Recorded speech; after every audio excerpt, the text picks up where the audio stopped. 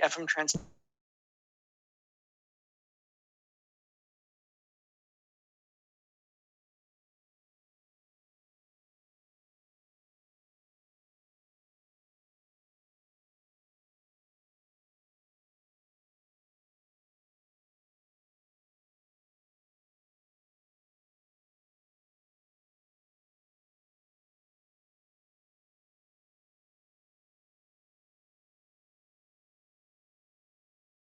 Hey, Scott, I'm here.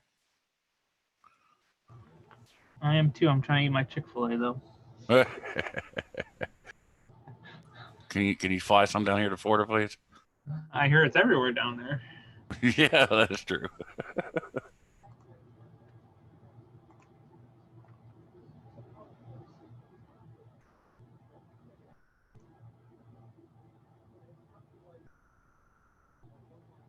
I don't know if you have like this, what you want to share or whatever. Or... Yeah, let me go ahead and share that right screen. Let's see.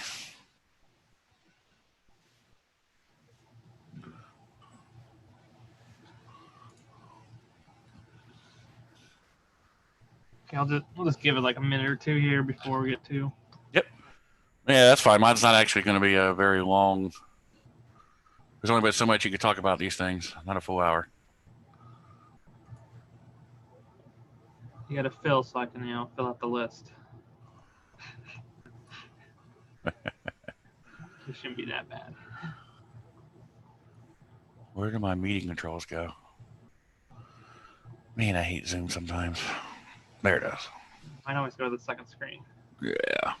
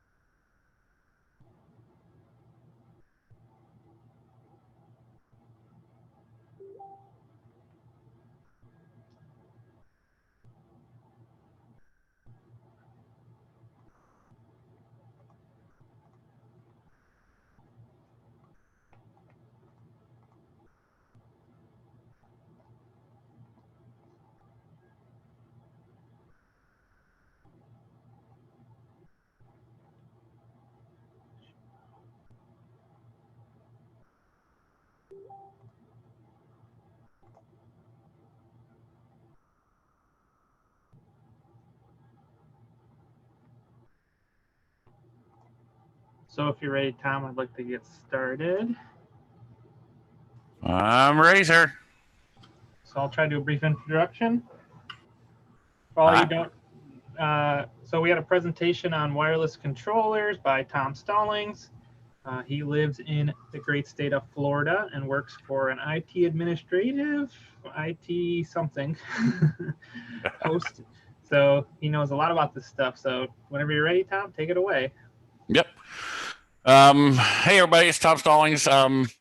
He had it pretty close. I actually own and operate 3 companies. 2 are IT, and one does stuff at Medicaid. So don't ask. Actually, my wife runs that one. Just a little bit about me, real quick, because Ed just wants us to put that in here. I've been doing switching and routing for over 15 years. I have my MBA in IT. You can name all the IT certifications you want. I've had them. I can't say that I renewed them recently because they just cost so much money. But I have my MCSE, CCSA, CCNA. All those Microsoft tests, all that kind of good stuff that cost you an arm and a leg to renew every 1, 2, 5 years. Really known for troubleshooting. So one of my companies, big corporations will call us them when they have major networking issues that their own IT can't figure out. And we've also designed some pretty big data centers, a couple in Chicago, a couple in Seattle. We just finished one here in Tampa. So we kind of do a vast array of things. Even though I own a company, I am an engineer at heart. So I love to do a lot of engineering, and some of my employees hate it because they want to do it, and I end up taking it over and doing it. But it is my business, so they can get over it sometimes. But anyway, so networking is definitely my passion. Christmas is definitely my passion as well. I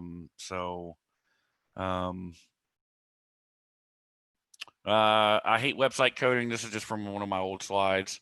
There was a joke on one of the websites I was doing, so we can ignore that. But anyway, so let's talk about these wireless pixie sticks, as you want to call them, or ARTsticks or ESPsticks. There's two main people that do it, and that is Darren Hudlin, and there's also Shelby, who's the original designer of the ARTstick. You can find them on Amazon, as well as Darren has a website. Let's see if I can pull that up here. Y'all able to see that? Yes, no, yes? Yes. Okay. So this is the main one. I have used or tested quite a few of these before he released these. These things are pretty awesome. So why is this jumping? There we go. Okay. All right, sorry. So he's got a couple different versions, and Shelby has the same versions. A lot of times on Amazon, they actually sell out of them pretty good on the Amazon site, so you can get them and get them in, and somebody buys them all, and they're out for a little bit and get them back. So you have to keep an eye on Amazon as far as Shelby's. Couple different versions here. This one right here is one of my favorites. This one is for it's basically just an SD edition. So if you have a top hat, or you have a uniform, or you have just something that does not need to change data, and you basically make the sequences free ahead of time, this one works well. I don't know if you can see this. This has a little button, and basically to switch between sequences, you just hit the button, and I'll show you that on my top hat once we get to that. And you can put up to a 64 gig card in it. I'm sorry, 32 gig card in it. He's working on a version for 64. Last time I talked to Darren, and he's also working on a new version that does 2048 pixels. So what does this really do? So let me turn on my camera here and show you just how small these things are. And there, here we go. Start video. And we got the nice background. So I'm 6 foot tall, so you can see just how small this thing is. It is very tiny, very small form factor. It only takes a USB to power it up. And then you got your pixel output on this side. So this one's the SD version. Very simple. They come in 5 volt or 12 volt. He also has a Wi-Fi version, which I have plugged up right now, which is the other one I will go over. So this one, the Wi-Fi is on the top, and then the actual controller is on the back side here. So what's cool about this one is you can do, again, you have to specify which version, but it does 12 volt or 5 volt. And you basically power it up from your connector here. Right now, I just got it powered up via the USB to show you programming. So I'll go ahead and cut my video back off here.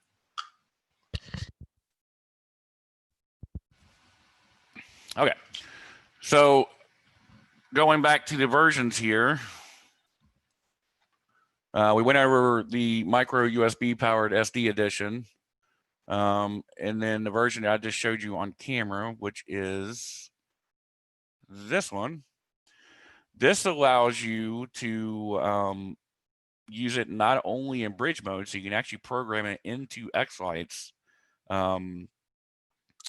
So you can actually run it through your show.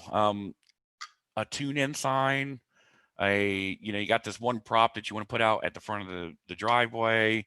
You really don't want to run, a whole controller out there just for that, or you got one prop that's just too far away from a controller. You can throw one of these bad boys on here. The downside to these is, not only do you have it being such a small form factor, you have to think about power injection. So even though these do 1024, or he recommends that these do 512 as far as the top hats, you're not going to get, that many pixels out of it, without power injection. So you do have to worry about power injection. So if you don't power inject, and you want to run 1,000 pixels off this thing, you definitely have to power inject the power all the way through it, of course. Somebody says they only see my logo. Scott, I'm showing the website, right? Double click on the logo. Yeah. Okay. So if we go back here and go to another version, and again, look at these prices: $25, 22, and then here is the original one that is probably the most popular, and this one is $20. This one does not do SD card. So the version I just showed you before does SD, or it can do Wi-Fi, or both at the same time, and actually act as a controller. This version is just wireless only. So you got that top hat out there. You want to walk around, and it's actually pretty cool. Here in Florida, there's a couple people that did the top hats, and they put it in with their show. So as they were walking around in their show, they were able to incorporate the sequences using the whole house effect, just putting it, adding it to the group.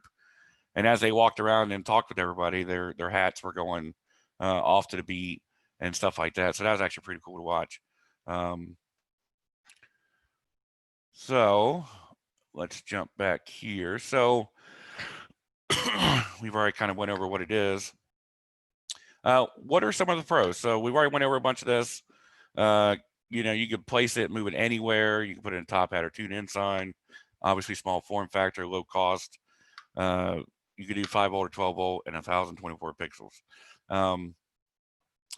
Some of the cons, programming takes a little bit to learn. It's not that hard, but it is a bit different than what you're used to. So I'm actually going to bring up my xLights here.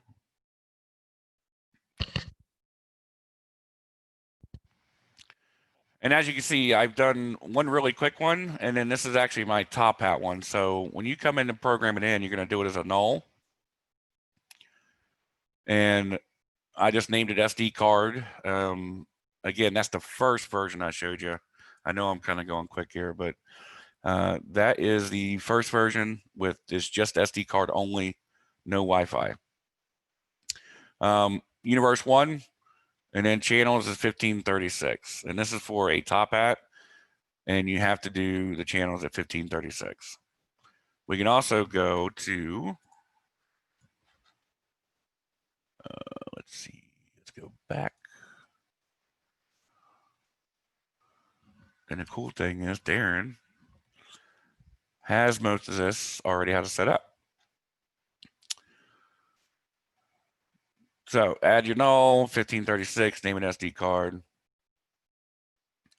FSEQ version. This is important to do uncompressed. The V2 ZSTD does not work just yet. And that's more of a technical reason. And I don't understand that one totally. Maybe Scott can answer that one, but Darren explained it to me and I kind of got lost in it. So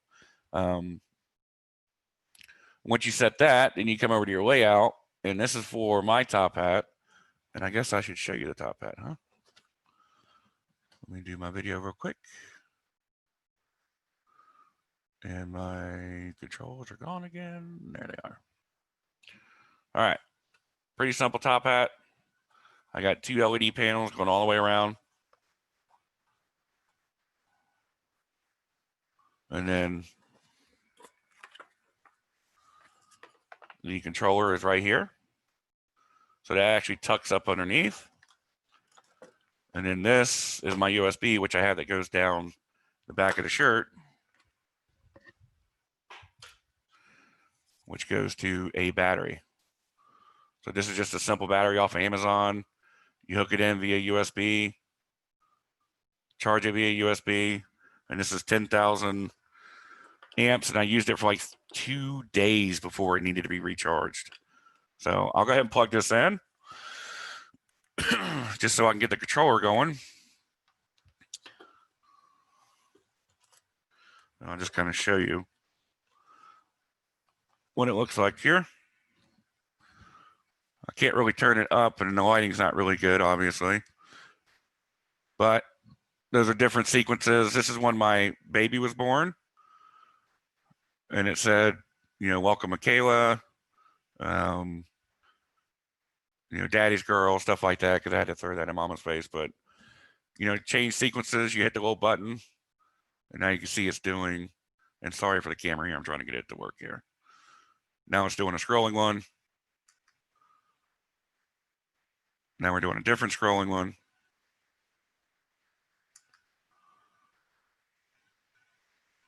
And it just keeps going and going as I go. That's just a static one. Come on, background. So basically that was just for scrolling text at night. So anyway, so pretty simple as far as there. So let's go back to xLights anyway. So this is the actual setup for that actual sequence. And this is one of the sequences, real simple. Put it in. Michaela loves her daddy. And then you save it, you render it, and then all you do is take your SD card out, put it in your computer, and upload it. And it's really simple. The only trick here is, and because I don't have mine handy, the trick here is this is your settings right here. When you first upgrade it, you're going to put in all your settings here. So this basically means what your brightness is going to be at. I'm going to tell you, you need to put it down to 30 at 100%. It is crazy bright. Each panel is 512 pixels. Obviously, we started on Universe 1. The color order, depending on your vendor, most is GRB. Mine happened to be BRG, I believe, because it came from Ray Wu. What's your voltage, which mine was 5 amp. And then milliamps is 2500. And then there's some offsets and settings here, which I didn't really mess with. I just kept it default. So once you put that to your SD card, you turn it on and it should work. It all goes into the same location. So as far as programming these things, they're really simple here. I will show you how to upgrade one, and we'll do the wireless one real quick. And if you go to his directions here, you basically, you download this driver, you install it, which I've already done. You download the latest firmware, and I want to go ahead and do it because my latest firmware was old from last year, obviously. So I'm gonna go ahead and put the new one on here. Plug it in via USB. You type in your SSID and passphrase. You hit upload. It does all that. And I'm gonna show you how to do that real quick. Hopefully. All right. So SSD for me is this. This is my passphrase. Hey, if you want to come to my Wi-Fi, come on. And the important part here is you want to select the firmware. So when you download the firmware, and I usually just put it on my desktop, this is what it looks like. I just named the folder ESPstick. Everything's already included. Firmware is already in here. So basically, come in here, you click on this right here, and that brings up this. The important part here is choosing the right USB. So right now I have a Samsung phone hooked up. And so I know that mine is a USB to serial CH340, so I'm actually going to switch that. So what I'm going to do here is replug in this device.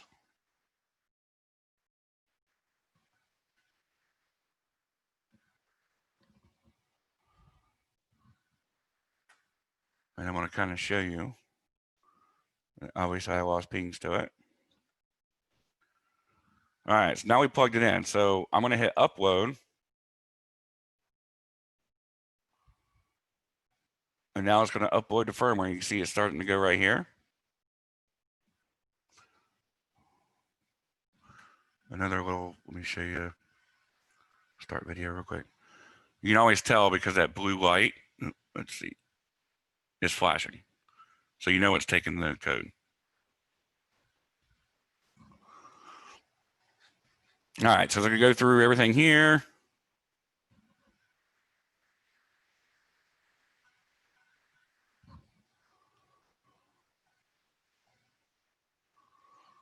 We're at 73%.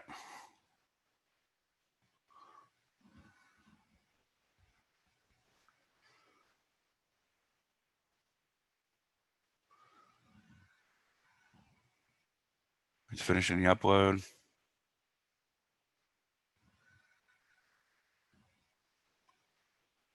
Now it's going to reboot. And then your light will turn solid blue. So if I come down here, well, look at that. It's connected back.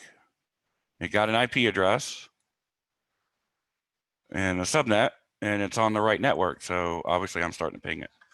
So if we go ahead and open that, which may not open right away, because it has to boot up here. You can see here, so here's some information for you. So this is the kind of a part that once you do it once, you typically don't have to ever touch it again. So you go into wireless setup, you know, obviously this is the stuff you put in if you want to change your host name, which I typically do. If you want to take it off of DHCP and I wanted to keep that 190 IP, I would do that here and save changes. You can see it's rebooting, comes right back, it's pretty quick.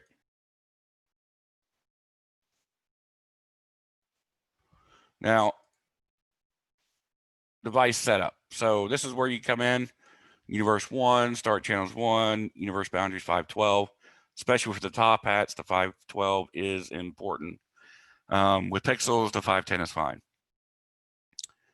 Pixel count is 512 as well. And it's W2811. You can put your color order in. And zigzag count, you do not need. And then this is where you can change your brightness. So real simple to do. You save it. You know, if you're just going to do this standalone and you're just going to use universe 1 and it's not integrating your show, pretty much keep all that default. If you're going to integrate it in with your show, obviously you're going to have to put the right universe and everything that needs to go in there correctly so that when you play the song from either X schedule or FPP, it goes across.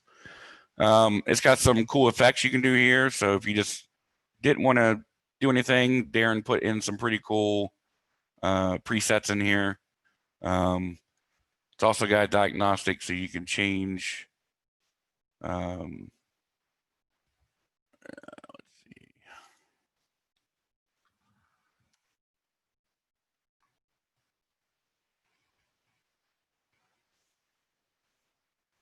see. Oh, it's because I'm not running anything to it. Anyway, you're not gonna be able to see it because xLights isn't going to it. You can come in here and mess with, you know, pre-effects and stuff like programming.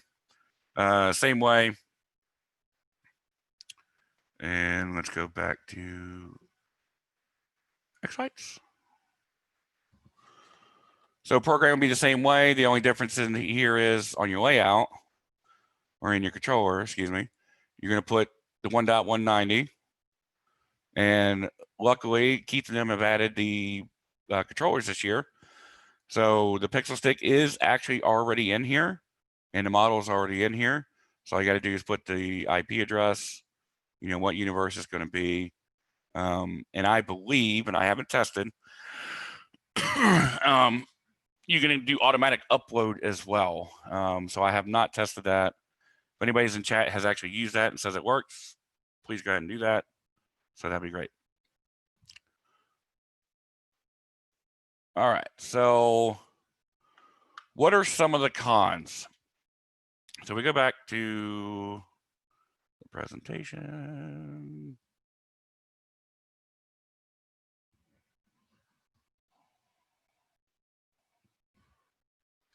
Which is not switching for me. Here we go. Some of the cons. obviously the programming has a little bit to do with it. The other thing is it's not wired. So as with all wireless devices, you run the risk, especially in bridge mode, of dropping packets. You can kind of compensate for some of it, but you got to remember when you're running lights and you're running a ton of lights and power through your yard, your Wi-Fi will diminish.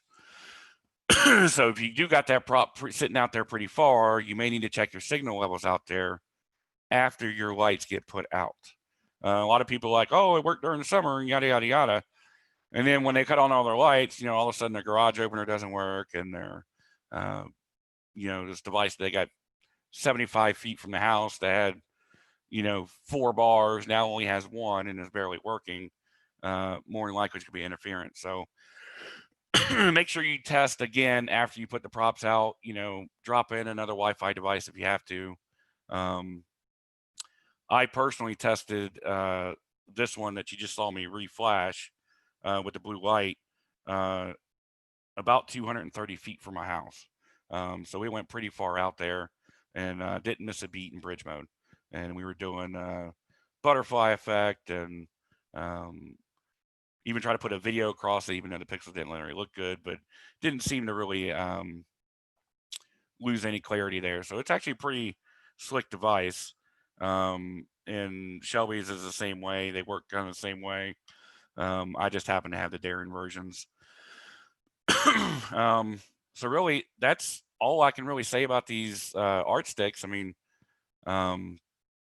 they're pretty self-explanatory, pretty simple, and they're really good in the pinch. The top hats seem to be a big hit.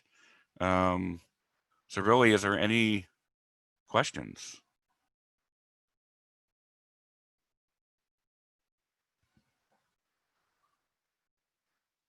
Oh, good point. Yes, they are 2.4 gigahertz only.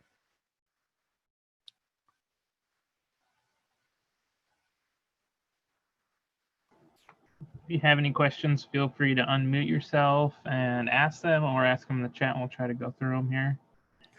Could this be used in a golf cart? In which way, James? Do you mean like SDs? You could do an SD card and get run in anything. You put it in your car, put it on your boat, take it camping. Yeah, like I personally have one mounted on like my trailer, and I use it just for my lights outside. Like hanging from my awning. It's kind of cool. Yeah, I meant to do that on my last one.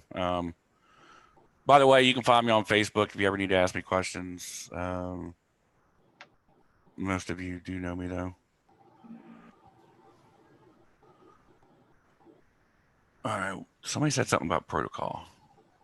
Where'd it go? Question at the end here about, can you run them in remote mode? Currently in the firmware, no, but I know Shelby was going to look into that. Yeah. There's no way to do like a master remote mode currently. Wow. Somebody ran an 800 pixel Megatree with 4 of them.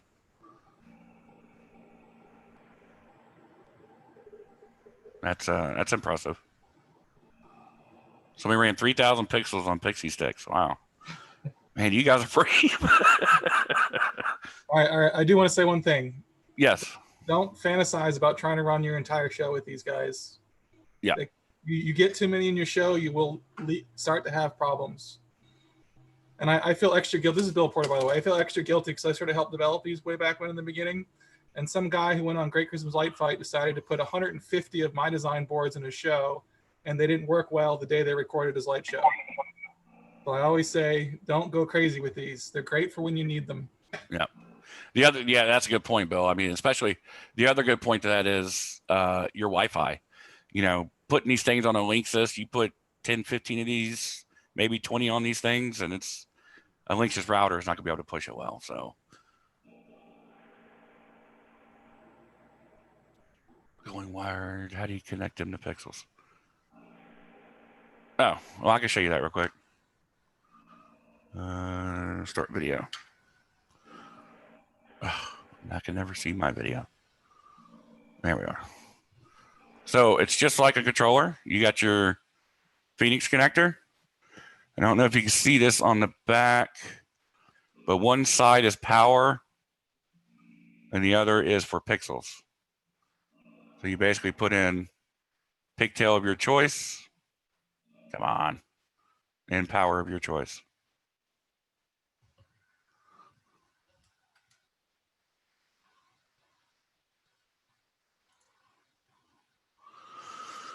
Has anyone tried the Queen LED Uno?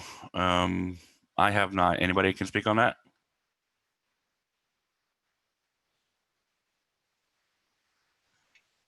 It's just no different than a XLights hardware. Some slightly different features, but pretty much the same. Okay. Wi-Fi is a big deal. Yeah, you got to have a proper rated, access point. If you're going to run a lot of Wi-Fi, I recommend some of the best consumer grade that you can get is definitely Ubiquiti. And that's what they're talking about there, Unify. They're pretty stout. So I use these for bench testing. Good point. In my kitchen, kids' room, etc. Yeah. Under counter lighting, any of that stuff, these things are great. Very low profile. Don't take up a lot. Did I miss any questions?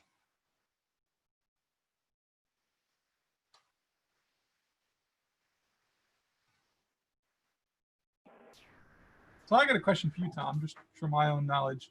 What do you see as a pro-con benefit comparison between going XLights versus a Pi Zero W with FPP?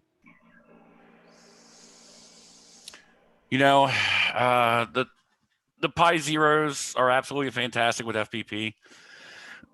they're very small as well. I really think they're ahead of the game actually, because it is allowing you to use FPP and you can do it in remote mode, from my understanding.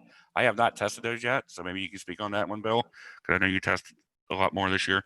I had a baby this year, so I couldn't test as much as I wanted to, but I think it definitely gives you a definite advantage with the Pi Zero because you can run FPP in remote mode and bridge mode and automatically integrated in. Okay. Yeah, I was just curious what your opinion was. I agree. I think, the reason that we warn people for access point quality and capacity is because you're trying to pipe all the pixel data through in real time. But doing something like a Pi Zero W in remote mode, since you aren't piping the pixels data through, you can do a lot more, have better range and less risk for lag than you can do with these XLights. Right.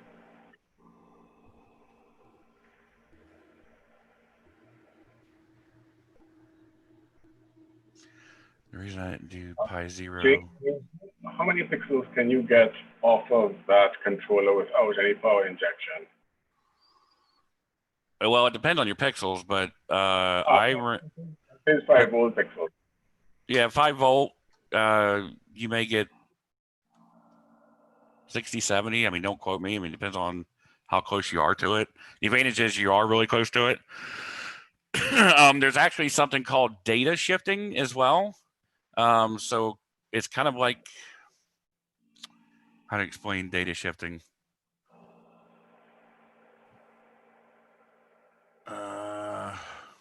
And I'm losing one of my things here.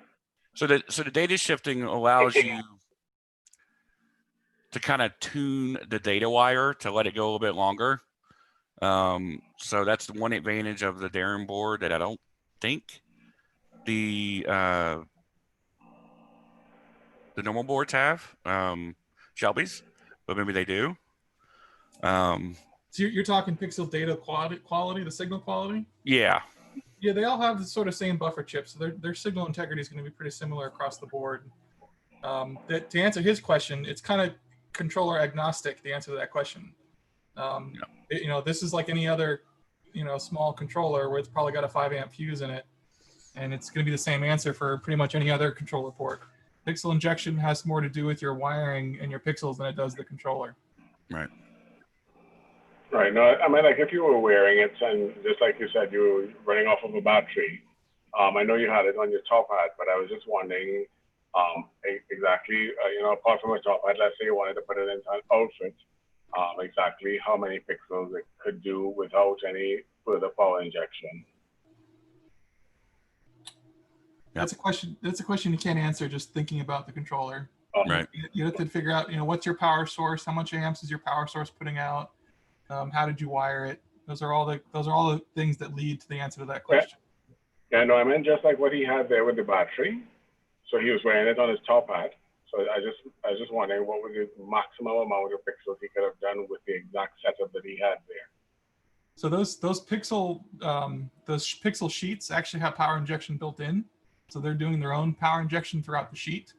But if you're asking how many sheets can you hook together, that's probably that goes back to how hefty your power supply is, what brightness you're running at, and if you do any power injection outside those sheets. What we're trying to say is that there's a lot more to play than just the controller. The controller really has nothing to do with it. Right. Oh, okay. Yep. Somebody asked the question, is the future of light displays headed towards wireless or Ethernet? So this is one of those things that everybody has their own opinion. I personally, I do Wi-Fi for a living. I do a lot of Wi-Fi design. I still think, even today, and this is just my opinion, I will keep everything wired absolutely all day long until I have to go, or until I have to go wireless. So I have a 300,000 channel P5 panel that I run wirelessly, but that's in remote mode, right? So I'll do that all day long. But as far as actually running my pixels on my house, you're already running power to it. You might as well just run a data line. That's my opinion. I know there's people out there that run FPP. They got like 15 of them sitting in their yard. They're all in remote mode. That'll run fine. Would I ever run 15 FPPs in bridge mode? Absolutely not. It's just too much data going through. You're looking for problems there. So my opinion, I don't know if anybody else wants to jump in on that. Maybe, Bill, Scott, maybe. No, I agree with your opinion. We already have so many cables in our yard. Just putting a network cable down doesn't change and anything enough to justify the trouble of Wi-Fi, because Wi-Fi still is trouble in some regards. The only place, when I do a Wi-Fi presentation, I always say you should use it where you need to. If you've got something like a moving prop that you don't want to mess with slip rings, great use for Wi-Fi. If you just have a little bit on the other side of your driveway where there's already power but no data, great use for Wi-Fi. But I don't see it ever being the end-all solution for everyone's yard, because you run into the problems that you would otherwise not run into with a wired system. Right.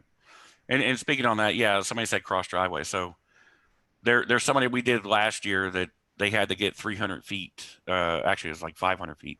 So we put up 2 nano stations on each side, and that acted as a wire going 500 feet that turned into wired. So it's kind of Wi-Fi-ish, but not really. So, again, try to keep everything wired that you can. And just, as Bill said, Wi-Fi where you want to. If you want to be gutsy, but I wouldn't recommend it. Yeah, me neither. I will say the future, if it does include more Wi-Fi, it's probably going to be for sync mode only, because then you sort of get rid of some of the downsides of Wi-Fi by doing sync mode. But then every time you want to update your sequences, you have to run out and pull out your SD card, which turns into work, and then you end up running an Ethernet cable anyway, because you're tired of running out and opening up boxes to swap sequence files. Yeah. All right. Any other questions before our master host Scott here gives away some stuff? Wait, say that again. Which part, James? About updating FCC. Okay. So what he's saying is on remote mode, for instance, my P5 panel, if you go in and make a change to just one part of your sequences, you have to re-render. And in remote mode, you have to push that sequence to that device. So for instance, my P5 panel, if I made a change, I'd have to re-render all, and then I have to re-upload all the sequences to my FPP that's running my panel every single time. If not, the show would be updated, but the panels would not be. You said, oh, right, got that. Okay. Sorry, Yeah. the ESPs don't support sync mode yet. Yep. Or at least not in a public fashion. But when I'm talking more like FPP wireless modes on like Pi0Ws and things like that. Yeah, so the SD version, that's right. You'd have to go in and yank your SD card out, upload your FSEQs, and push it back. Yep. The only rate matrix I run on my Pixie Stick is my top hat. I did do a test with a small pixel panel. I can't remember what it was, like 16 by 16 that I ran out 250 feet. But that was with a Ubiquiti Unify Outdoor AP. Yep.